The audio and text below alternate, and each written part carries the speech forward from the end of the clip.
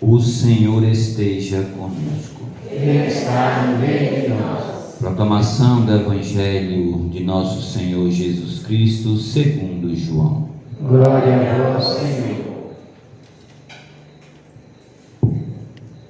Naquele tempo, disse Jesus aos seus discípulos: tenho ainda muitas coisas a dizer-vos, mas não sois capazes de as compreender agora.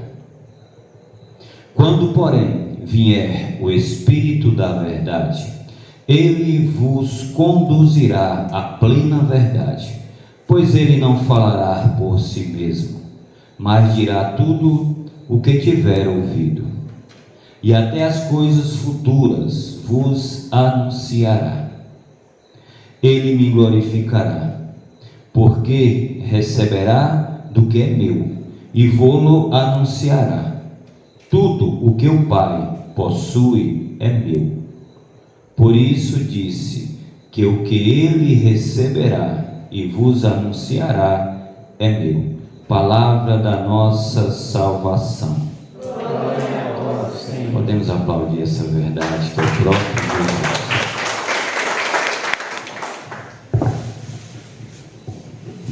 Nessa segunda parte do Evangelho de João, onde João não fala mais de milagres, o Senhor começa a nos preparar para o fim de uma era Deus Filho e o início de uma era Deus Espírito Santo. E ele já começa falando de coisas confusas. A palavra que ele vai anunciar, ele ouviu de mim, é minha, é do meu Pai, e a gente começa a ficar meio perdido naquilo que Jesus está falando. Porque desde o início Jesus falava através de parábola. E uma vez os discípulos perguntaram: Senhor, por que o Senhor fala através de parábola? Jesus disse: para se cumprir o que disse o profeta Isaías, lá em Isaías no capítulo 6. Quando o Senhor disse: a quem enviarei? Isaías: opa, estou aqui, Senhor, envia-me. Isaías perguntou: como isso vai acontecer? O Senhor disse para Isaías: fale de uma maneira que vendo não enxergue, ouvindo não escute. Por isso que Jesus falava através de parábola, porque ainda não era tempo de entender 100%. Jesus falou aos discípulos: a muitos não é dado entender, a vocês sim, mas mesmo assim eles ainda não entendiam aquilo que Jesus falava. Quem tem de Bíblia aí sabe que enquanto Jesus estava presente, ninguém anunciava, ninguém pregava, ninguém fazia milagre. Lá pelo meio do ministério de Jesus, Jesus fez um seminário de vida, enviou 2 a 2 para que eles pudessem visitar algumas casas, expulsar demônios. E eles voltaram todos serelepe, todo alegre: Senhor, os demônios nos obedecem, o Senhor precisa de ver. A gente falava e eles saíam. E Jesus falava: vocês ficaram alegres só por causa disso?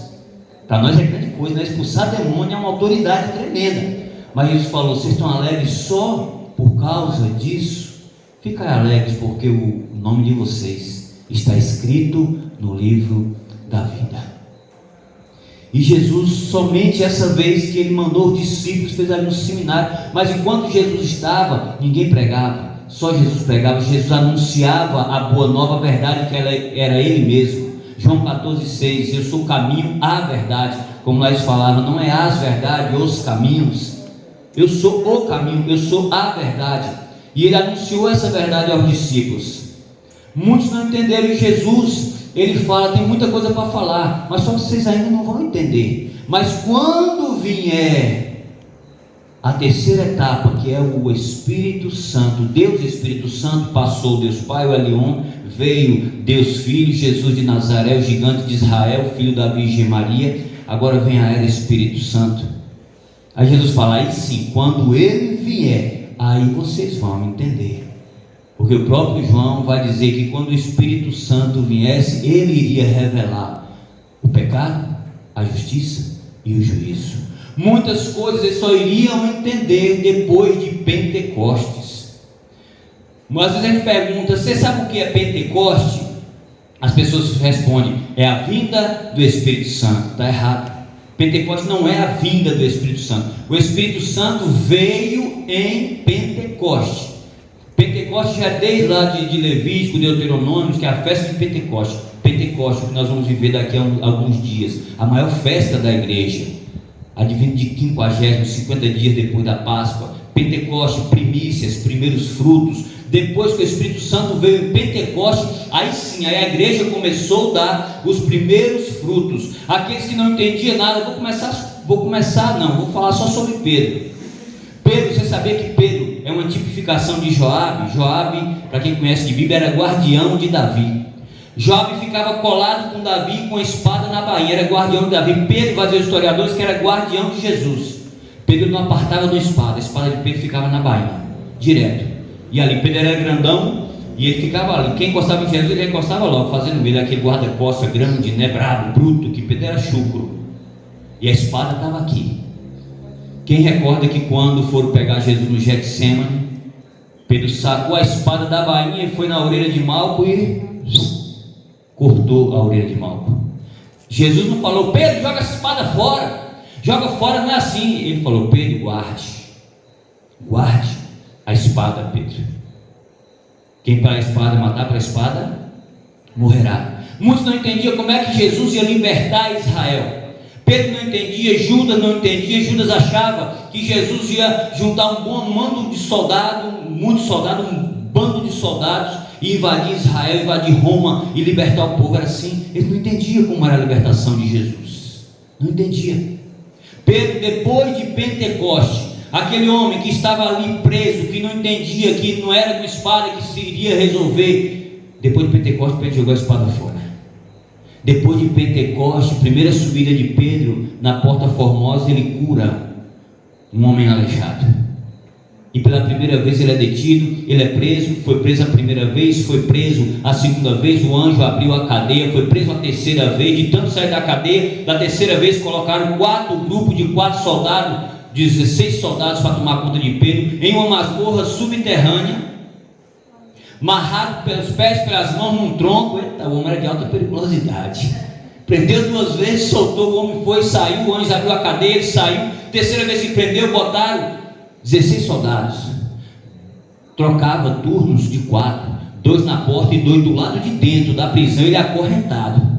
O anjo veio e soltou Pedro, porque aquele que é batizado no Espírito Santo, ele não é preso, ele é totalmente livre. E Pedro só começou a entender aquilo que Jesus pregava, que a revolução de Israel não ia ser como a revolução dos homens, mas sim da maneira de Cristo. Não ia ser a força. Muitos pensavam que ia ser assim. Até hoje muitos pensam que é assim, que é a força. Zacarias capítulo 4 versículo 6b: não é pela força, é pelo Espírito.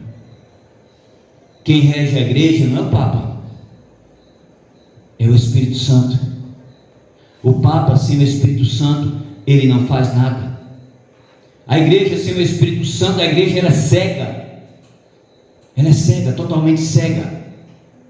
A igreja, Jesus está falando aqui para nós hoje também que passou a era Jesus, veio a era Espírito Santo. Eu preciso entender aquilo que é Jesus, aquilo que é igreja. Eu não posso fazer da igreja terapia ocupacional, vir, voltar e não saber o que é igreja e o que é Jesus.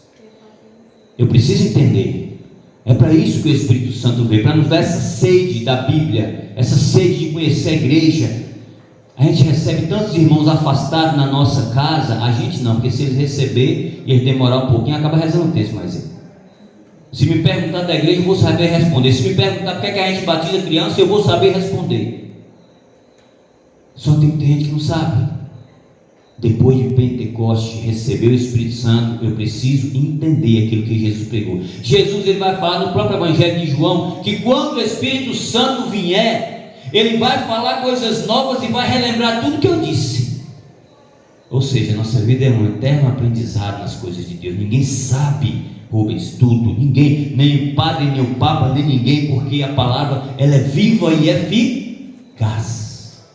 Essas letrinhas da Bíblia, elas mexem. Cada vez que você lê alguma coisa, você lê de novo, você já acha outra coisa, você já acha outra interpretação, você já acha outra revelação.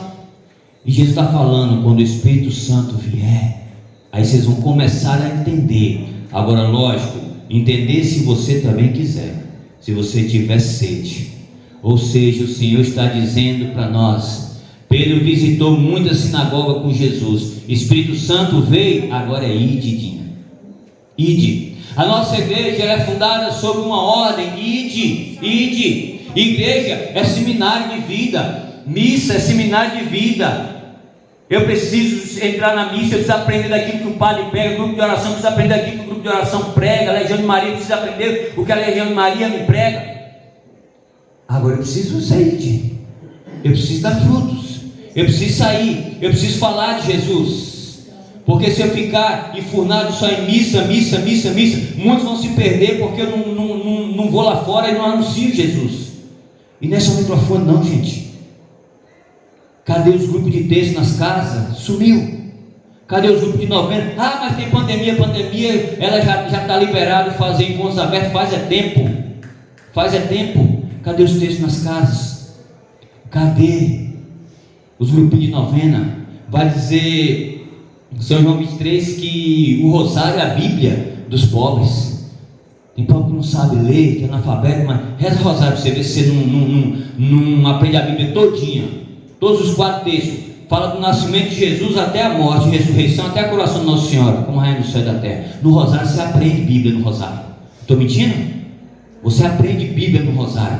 O Senhor está falando aqui, ó, veio, recebeu o Espírito Santo, agora ide, vai anunciar na tua casa. Tem gente que não abre a boca dentro de casa, tem gente que não abre a boca, tem gente que não sabe receber nossos irmãos afastados na nossa casa e falar, responder as perguntas, porque não sabemos de nada.